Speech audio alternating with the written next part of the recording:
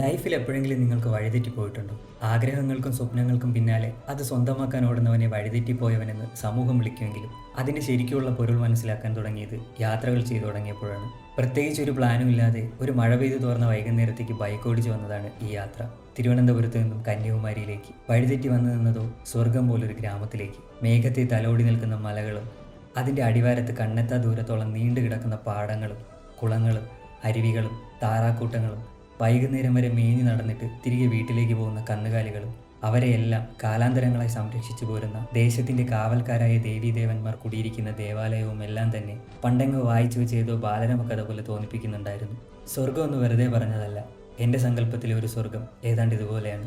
ചിറമടം, one of the beautiful and scenic village in Kanyakumari. എൻ്റെ ലൈഫിൽ അപ്രതീക്ഷിതമായി സംഭവിക്കുന്ന എന്തിനും അതിൻ്റെതായ ഭംഗിയുണ്ടെന്ന് വിശ്വസിക്കുന്ന ഒരാളാണ് ഞാൻ. അതുപോലെ തന്നെയായിരുന്നു ഇവിടുത്തെ കാഴ്ചകളും. ഗ്രാമത്തിൻ്റെ ഭംഗിയും വിശുദ്ധിയും എന്നും അതുപോലെ തന്നെ ഉണ്ടാവും. വായിച്ചു കേട്ട കഥ പോലെ. അത് നമ്മുടെ നാട്ടിൽ നിന്ന് അപ്രത്യക്ഷമായാലും മറ്റൊരിടത്ത് അതിൻ്റെ മാറ്റൊരു തരി പോലും കുറയാതെ സംരക്ഷിക്കപ്പെടുന്നുണ്ട്.